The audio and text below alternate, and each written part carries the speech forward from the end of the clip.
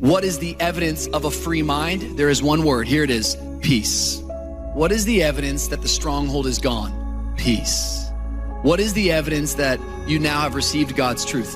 Peace. What is the evidence that your mind is not held hostage? It is peace. Now, am I trying to win the favor of men or of God? I want you to think about that. Am I trying to win the favor of men or of God? Do I seek to please men? And it frightens me to think, it actually frightens me for people to think how many people miss their destinies and never are fulfilled. Because if you don't do what God intends for you to do, then you're always going to feel like you're missing something. In the absence of answers, what grows? Could be either one for you. Could be cynicism.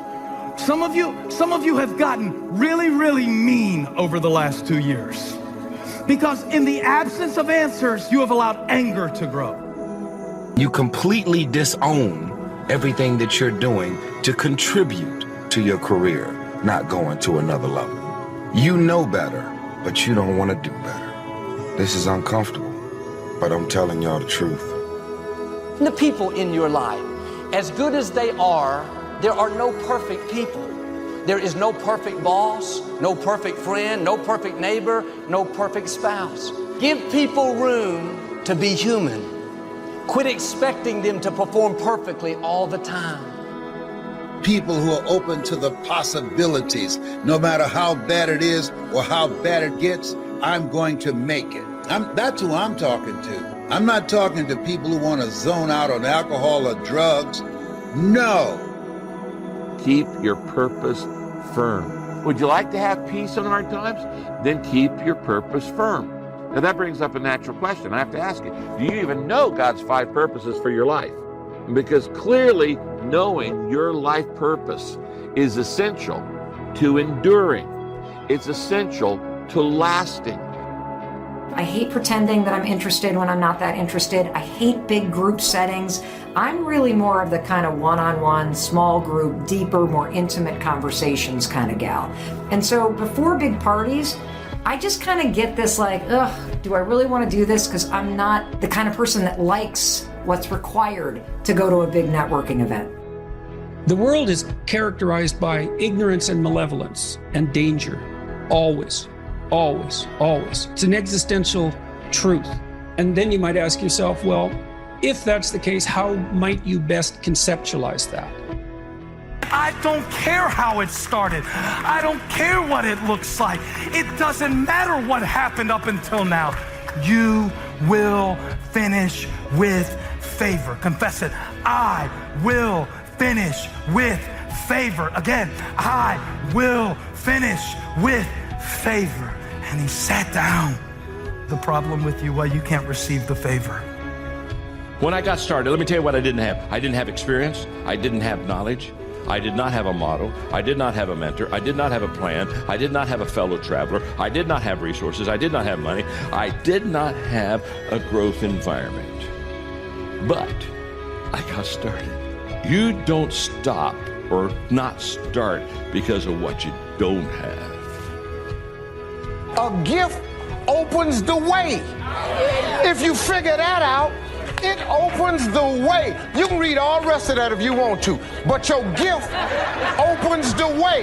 That's the part I saw. Cool. Then the gift opened the way. I got this lifestyle I got now because my gift opened the way, not my passion. I ain't made $1 playing basketball. If you're not proactive, if you don't choose the right attitude, then the wrong attitude will show up. Instead of going to work sour, dreading the day, feeling unappreciated, you would show up with a smile, grateful to have the job, knowing that you're not working under people, you're working under God, that He's keeping the records. That's what allows God to change things. Now, I'm not telling you that you don't have a reason to complain, but I am saying that it won't do us any good at all. So this is about being smart enough to help ourselves get to the place where we want to be. Because you know what the word complain means? Part of the definition of the word complain means to remain. I'm going to talk to these guys back here. Forget what can't be changed and focus on the future. Until you learn to do this, you're going to be unhappy much of your life. Because you hold on to the habits, and you hold on to the hurts and the hang-ups, and you hold on to the grief and the guilt and the grudges, and that causes so much unhappiness in your life. You got to let it go. As an overall rule, I do not like procrastination. You need to get things done. But if you are going to rest, that is one thing that you should procrastinate on. That's the one thing I want you to put off until tomorrow. And if, when tomorrow comes, you still feel like you need to rest or you need to take a break, then okay, take it. The way we alter our life is, sure, we got to alter our behavior and our relationships and our circumstances, but the only way it's permanent is that we alter that governor, that thermostat, and we start to believe we're worth 85 degrees of life, 95 degrees of life, 110 degrees of life. And there's ways we can alter that. You put yourself in circumstances that are demanding of you past what you think your capacity is, and when you succeed at them, you build a new water line. My mentor got me started on my library when I was 25. I got one of the best. If you saw my library, you would be impressed. I haven't read everything in it, but I feel smarter just walking in it, right? My library. I was smart enough to buy it all. Now I got to be smart enough to read it all. Now jot this down. When you do read, you have to sort through what you read and decide which is valuable to try. When the world feels upside down, you always have the power to make it right. When one chapter ends, you always have the power to write a new one. When, you feel like nobody loves you, you have the power to learn how to love yourself. And if there's one thing that COVID-19 has done, regardless of whatever devastation it has caused in your life, is it has forced us all to experience the great pause. If you can get a day off where you've worked hard and you've accomplished goals, that day off will be so sweet. When I work hard and I sit in front of the TV, I enjoy the shit out of it, honestly. I'm more of a workaholic than I should be, probably. If the balance was, I probably should relax more than I do, but I never feel like I earned it. But that's part of the reason why when I do feel like I earned it, I can enjoy it. It's because I am more connected to the idea that I need to accomplish things. You are going to have to let go of some certain attachments to familiar things that are blocking God's favor. I don't mean you're going to leave the city. I don't mean you're going to flee the state. I don't mean you're going to move to Canada. I mean that in this moment, you are going to decide what has been in your backyard all along that is bigger than what you're going through and living in right now. That my focus, listen, my focus is my favor. And if you'd say, "Boy, gosh, John, I'll tell you right now, I'm doing a lot to develop myself. I've got a personal growth plan, and I'm intentional in this, and I'm doing this on a daily deal." If you could say that to me, then I'd say, "Hey, we're in good shape here. We're in good shape," because that's the key. What are you doing to develop yourself? And by the way, the reason that's first is not because you want to be selfish. It's kind of like almost a selfish question. The person says, "Well, why do I start with myself?" The reason you start with yourself is because you cannot give what you do not have. What all my message is about some principles. Here's something I learned from a guy. The two most important days of your life, the two most important days of your life is the day you were born and the day you discover why. Man, that's a cool. We can find someone else with the same skills. The real question is, do they have the attitude that's going to take us higher? They may be gifted, but a negative attitude will pull the team down. Your attitude is going to determine your altitude. It will determine how high or how low you go. Well, Joel, I've always been kind of negative, critical, condescending. That's just who I am. No, that's who you're choosing to be. If you're going to complain about something, then don't bother praying about it. Well, don't patty cake. If you're going to clap, clap. Think about that. If we're going to complain about something, then just don't bother praying about it. Do not fret or have any anxiety about anything, but in every circumstance and in everything, by prayer and petition, with thanksgiving, continue to make your wants known to God. It doesn't say with complaining. Every time you make a decision, what we're talking about here is clarifying your values. Every single time you make a decision, you are basing it on unspoken values. You have a grid in your mind. You've never even thought about this, most likely, but you have a set of values in your mind, and every time you make a decision, I'm going to do this and not do that. I'm going to buy this and not buy that. I'm going to spend my time and effort and energy on this and not on that. You are showing your hidden values. That doesn't mean that you don't need to get it to them ASAP and make up some corrective measures and lower the price or do something so that it makes up for the problem.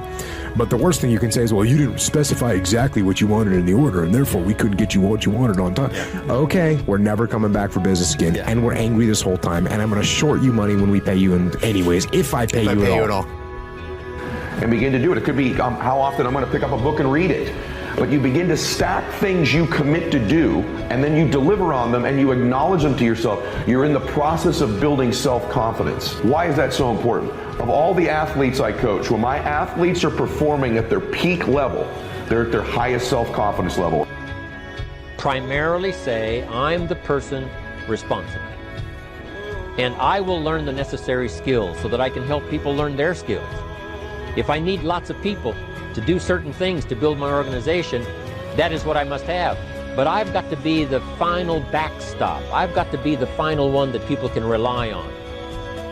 But part of what I find personally is that when I resist, and I do resist, I resist what's actually happening when that's not the way that I want things to go.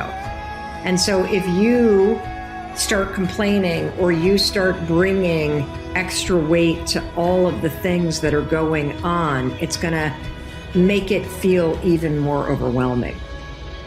I think we, as a species, owe it to ourselves to be honest with ourselves. That's the best benefit that we get from being around other people, is to understand the real information as they see it. And you can process that any way you like. You can put it through the filter of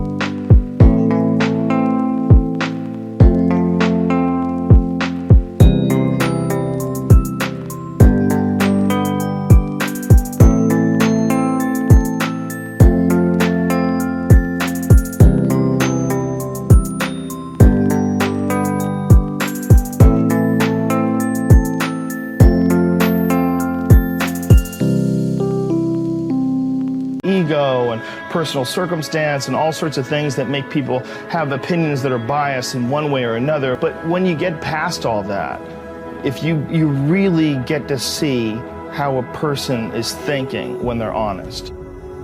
Are you open to seeing the favor of God? I asked the Lord to do 3 things for us. Make us conscious of his favor. You got to see it. To help us cooperate with his favor. Stop fighting against what God is doing in my life. And then the biggest part of all this, why I want to give my offering next weekend, to make me a conduit for his favor. I want that, because this is the year of the Lord's favor. And so I'm passionate about personal growth, because for that person who says, wow, I had an opportunity, I wasn't ready. If you're growing, you're always ready. Because after I intentionally started growing, I made a commitment to grow as a leader. I started writing, I became an author. I developed growth resources for other people. I founded my first company. I began training conferences. Everything I can think of that has ever been good in my life was a result of the fact that I started personal growth in my life. But when you start preparing to move and to change, you got to understand that part coming with it. It's the haters. I'm going to move on because there's a time limit and there's a couple of things I want to do. When you're going through something, in order to go to the next level, to the next dimension, you have to break through the glass ceiling. But in breaking through a glass ceiling, there's going to be some bloodshed. I can't stand my job, Joel. Traffic is so bad. My house is too small. I'll never get well. You know what that is? An old attitude. Some people have not put on a new attitude for years and years. They wonder why everything's a burden, why it's so heavy. It's their attitude. You let go of yesterday's disappointments, what didn't work out. You get your mind going in the right direction. I'm going to see the good today. Do all things without grumbling. Yes, all things. Yes, that includes your thing. Can you clean your house without grumbling? Guys, can you cut the grass without grumbling? Can you drive in traffic without grumbling? Can you go to the grocery store without grumbling about high prices? It's a little too quiet in here for comfort. Now you see why a book on complaining wouldn't sell. And I can tell you, I have learned to handle enormous amounts of stress and enormous amounts of tension. But I could not do it if I didn't rest my body, if I didn't take my day off, if I didn't, and don't call it your day off, call it your Sabbath. Call it your day off, you'll fill it with your honey-do list. All stuff I couldn't get done, you try to use it to catch up on other stuff. No, it is a day of rest, relaxation, relationships, restoration emotionally. Don't give in to the immediate gratification that is whispering in your ear. Shut that down. Do not listen to that little voice. Instead, go through the motions.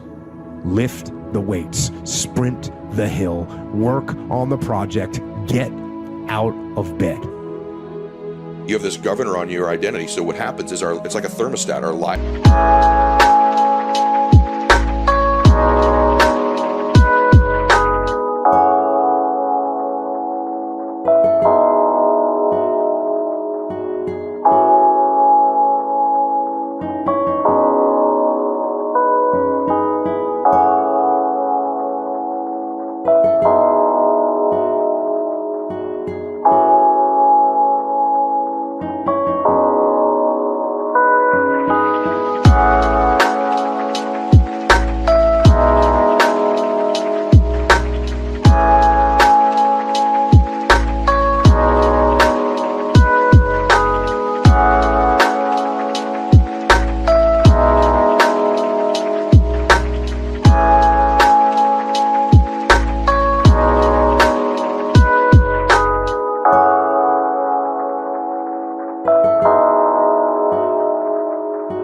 Get going, we start doing really well. If we're a 75 degreer and our life gets to 85 and 90 degrees, unconsciously we go, we don't know we're doing it.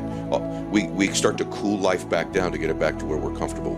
The reverse is also true. When things start to go really bad and you're broke and you're struggling, you find a way to heat your life back up to what you think you're worth and you deserve. The guy says, I want to be a great leader. Wonderful. The first thing we do is follow him to his house. When we get there, we walk in and check his library, number one. Somebody says, well, why check his library? The reason is because what a man reads pours massive ingredients into his mental factory, and the fabric of his life is built from those ingredients. For the first time, look ahead and say, well, what do I want to go create? And 9 times out of 10, if you're discouraged right now, if you've got financial devastation, if you're facing something that is making this moment in time as hard for you as life was for Lewis and I in 2008 during the last recession, I beg you, ask yourself honestly if what you had is actually what you wanted. You don't truly appreciate relaxation unless you've worked hard. And that is the yin and the yang of life. And I've said this to the point of people getting sick of it, but one of the worst decisions a man can make, I can only speak for men, obviously, is to be comfortable. I don't think you should try to be comfortable. I think what you should try to do is try to earn comfort.